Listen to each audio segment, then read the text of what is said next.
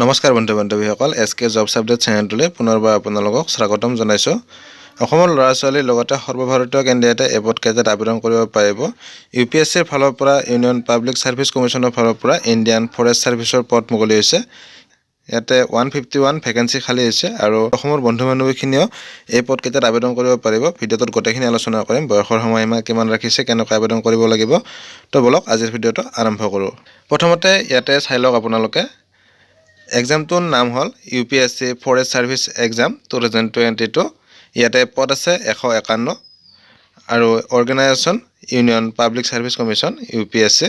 আৰু আপোনালোকে যদি অসমৰ হয় তেতিয়াহ'লে আপোনালোকে গুৱাহাটী দিছপুৰত নাইবা আপোনালোকে যোৰহাটত এক্সাম চেণ্টাৰ আপোনালোকে পৰীক্ষা দিব পাৰিব। বয়সৰ সময়সীমা ইয়াতে মিনিমাম 21 বছৰ হ'ব লাগিব আৰু মেক্সিমাম 32 বছৰ আপোনালোকৰ হ'লে আপোনালোকে এই পৰীক্ষাটো দিব পাৰিব।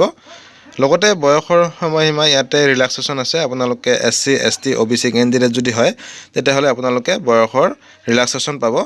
আৰু এডুকেশ্যন কোৱালিফিকেশ্যন ইয়াতে ডিগ্ৰী বিচাৰিছে। লগতে আপোনালোকৰ এইকেইটা ছাবজেক্ট থাকিব লাগিব: এনিমেল হাজবেণ্ডাৰী আৰু veterinary science, botany, chemistry, zoology, mathematics, physics, statistics আৰু জুঅ'লজি আপোনালোকৰ বেচেলৰ ডিগ্ৰী।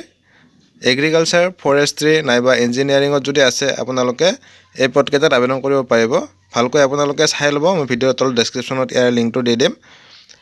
আৰু আপোনালোকৰ ইয়াতে দুটা পৰীক্ষা হ'ব। প্ৰথমতে আপোনালোকে জানে প্ৰিলিমিনাৰী হয় আৰু প্ৰিলিমিনাৰীত আপোনালোকৰ অবজেক্টিভ টাইপ কুৱেশ্যন হ'ব। আৰু আপোনালোকৰ এইটো পাছ কৰাৰ পিছত আপোনালোকৰ মেইন এক্সাম দিব লাগিব। মেইন এক্সামত আপোনালোকৰ ৰিটেন আৰু ইণ্টাৰভিউ হ'ব।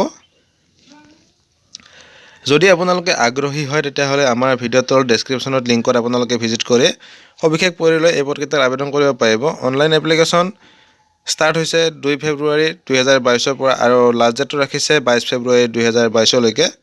তো আজিৰ ভিডিঅ'টোত এইখিনি আছিলে। ভিডিঅ'টো ভাল লাগিলে লাইক কৰিব। যদি চেনেলটো প্ৰথমবাৰ আহিছে চেনেলটো ছাবস্ক্ৰাইব কৰি বেল আইকনটো প্ৰেছ কৰি থ'ব। আশা কৰোঁ আপোনাৰ দিনটো শুভ হওক। ধন্যবাদ।